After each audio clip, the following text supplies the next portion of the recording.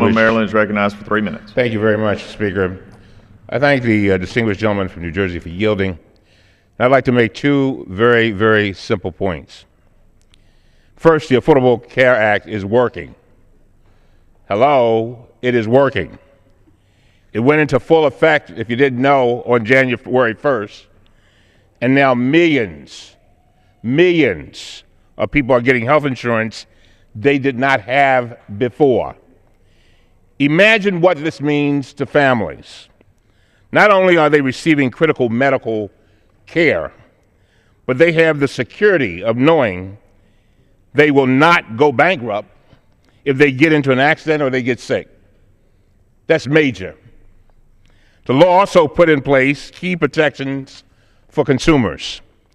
Insurance companies are now prohibited from discriminating against people with cancer, diabetes, or other pre-existing conditions. And some young people in my district said, well, Congressman, I'm not worried about pre-existing conditions. I told them, you just keep on living. They may not charge higher prices for women. And millions of people are now receiving free preventative care. There are also huge financial benefits. Health insurance companies are sending rebate checks to millions of people. Since the law was passed, we have seen the lowest growth in healthcare costs in 50 years. And if we repealed the law today, it would increase our deficit by more than $1.5 trillion. Despite all of these positive results, Republicans are still obsessed with killing the law. Since they cannot do it legislatively, they have shifted to a different tactic, scaring people away from the website. So my second point is this: there have been no successful security breaches of Healthcare.gov. Let me say that again. There have been no successful security breaches of Healthcare.gov. Nobody's personal information has been maliciously hacked.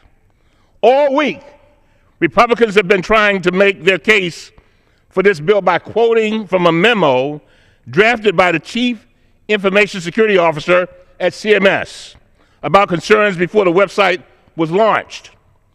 But they omit one critical fact. This official never said the memo. It was a draft, and she never gave it to anyone, including her own supervisor. How do we know this? Because she was interviewed by the Oversight Committee, both Republican and Democratic staff, weeks ago. May I have one more minute? I yield the gentleman an additional minute. The gentleman from Maryland is recognized for an additional minute. And she told us this herself.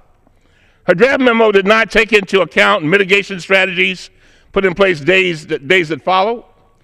Importantly, she also told the committee she is satisfied with the security testing being conducted. When asked to describe the security measures now in place, she called them, and I quote, best practices above and beyond what is usually recommended, end of quote. These are important facts for the American people to know, but the Republicans disregard them and omit them because they want to undermine their claims. Many of us would support efforts to strengthen requirements for the entire federal government and private sector to notify consumers of breaches. But today's bill does not do that. Today's bill is the latest attempt to attack the Affordable Health Care Act and deprive millions of Americans of the health care they deserve. And with that, Mr. Speaker, I yield back. Gentleman's time has expired. The gentleman from New Jersey reserves. The gentleman from Pennsylvania. Mr. Speaker, at this time, I'm pleased to yield 1 minute